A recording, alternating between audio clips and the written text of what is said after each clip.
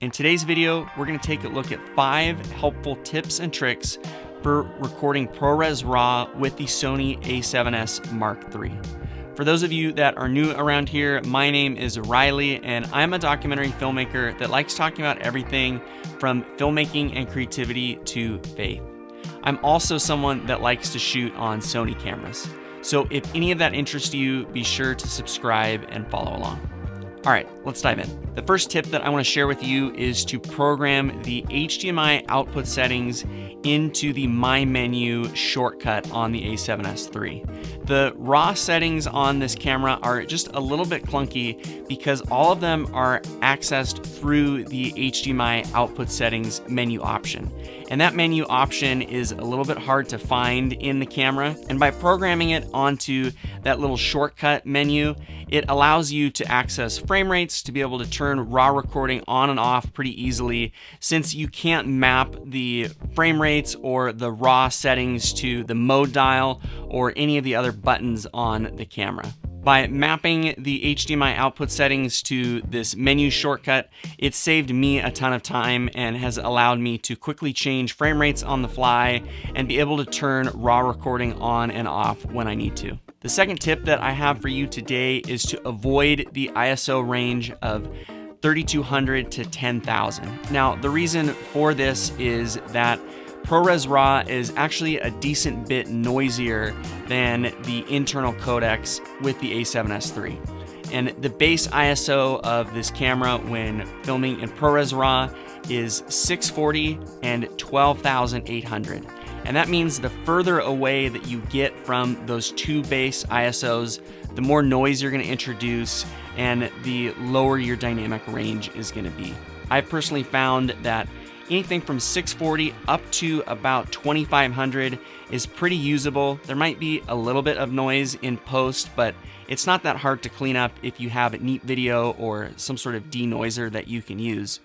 But once you start getting into that 3200, 6400, up to 10,000 range, I found that it's just way too noisy. And so what I've done in most scenarios is to actually just jump up to the second base ISO of 12,800, even if it is a little bit too bright, and then to lower the ISO in post. Because it's a RAW codec, you have the flexibility to be able to do this, and I found that this is just the best way to go about avoiding those noisy ISO values and maximizing your dynamic range on this setup.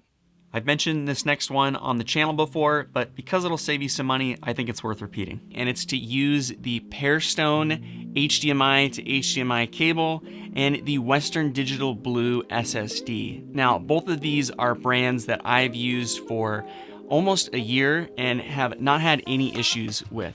The Pairstone, which I think is how you pronounce the cable, is significantly cheaper than the Atomos or other name brand HDMI cables, and I've found that it's pretty reliable, and I've never had an issue with a dropped frame, a dropped signal, a corrupted file, or anything like that.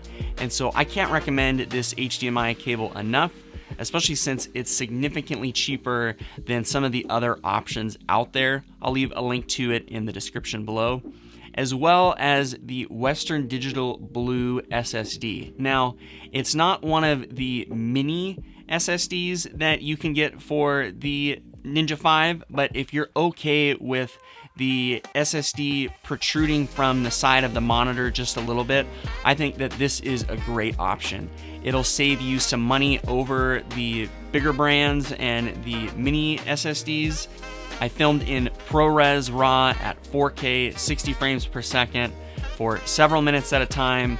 I've done interviews that are 20, 30, 40 minutes long in ProRes RAW at 24 frames per second and haven't had any issues with dropouts, black frames, corrupted files, anything like that. So in my experience, I can't recommend these two cost alternative options enough.